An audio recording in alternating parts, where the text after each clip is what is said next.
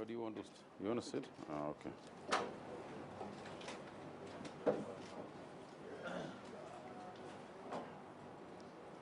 okay. Good afternoon, ladies and gentlemen, members of the Fourth Estate, Karibuni. Today, I want for us to welcome CS Edan Mohammed, who is with me today, and we will be addressing some of the issues that I do not address. And because I'm keeping proper social distance, I can be able to speak without this thing.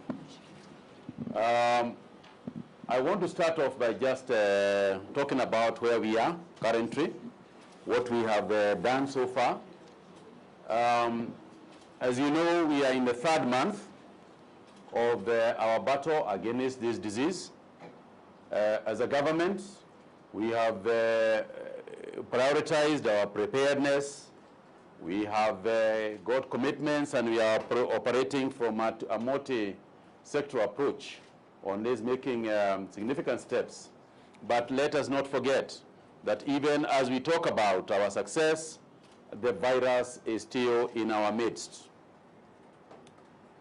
In the last 24 hours, for example, if you look at the graph and the regions, you can see that globally we have 4,618,000 cases.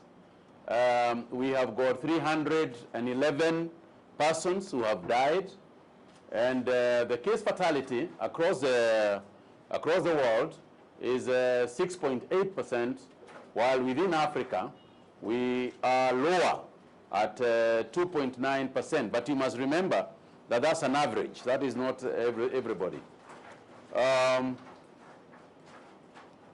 Again, if you look at what we have tested in Kenya, we have tested this figure there, 46,784 samples.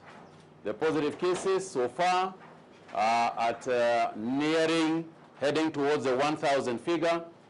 And the active cases we have, because we have recovered 358, and therefore the active cases, the cases of persons who are still within our care, is 555. Now you must remember again that we are glad that out of those 555 cases, we actually do not have anybody who is symptomatic as such. We have nobody on ventilator, and we have nobody on oxygen. Now this is a comparison of is a comparative analysis of what is happening elsewhere and ourselves in understandable terms. If you look at this curve here, this green one, that's us, that's Somalia, and you can see that at some point they were way below us on this point here. Now you can see they have gone on to pass the incidences from Kenya. Uganda, again, Uganda you can see was climbing up very, very fast, but if you remember they made very serious containment measures, and you can see that their curve has flattened. They went for a complete lockdown, etc., etc., and you can see where they are now, right here below Kenya. Again, the United States, as you can see, having the largest number now on Earth at almost 5 million incidences.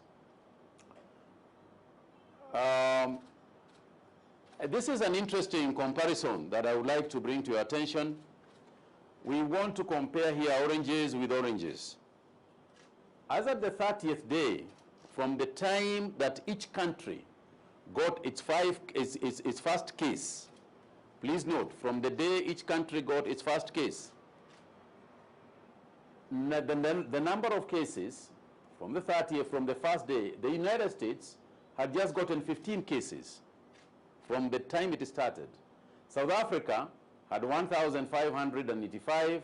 Kenya, if you remember, we had 191.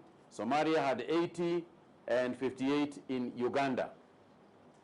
Now, number of cases on the 60th day, in other words, in a period of only 30 days, the number of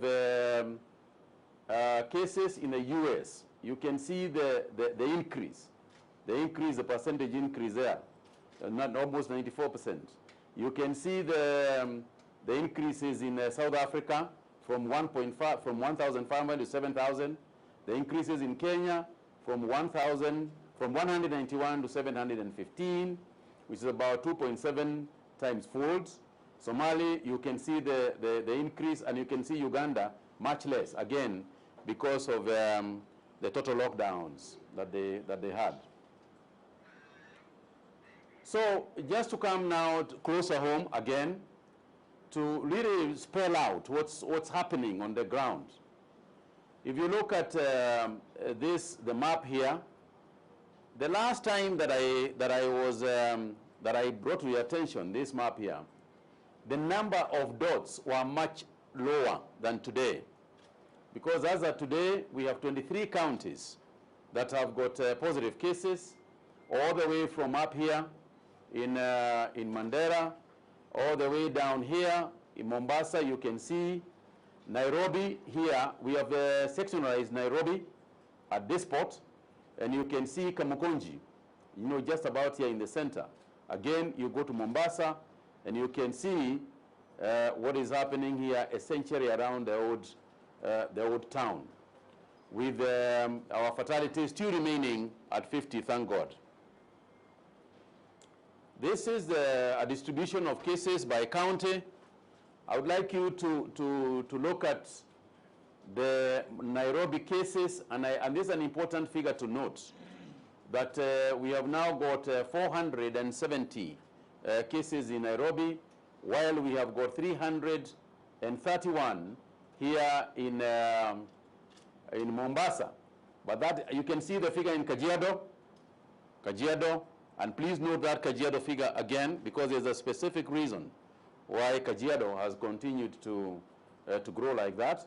And then Mandera, Kiambu, its proximity to the town, Wajir, I'll explain again why Wajir is now here.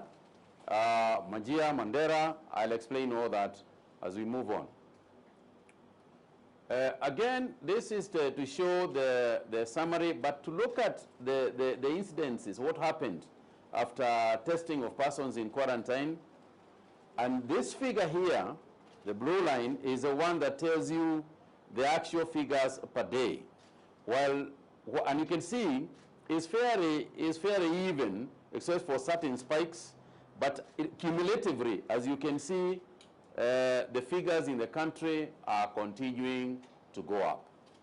And that's the important thing, because it might not be increasing at a very fast rate, but nonetheless, it is going right up. Then if you look at the age groups and how they have been infected,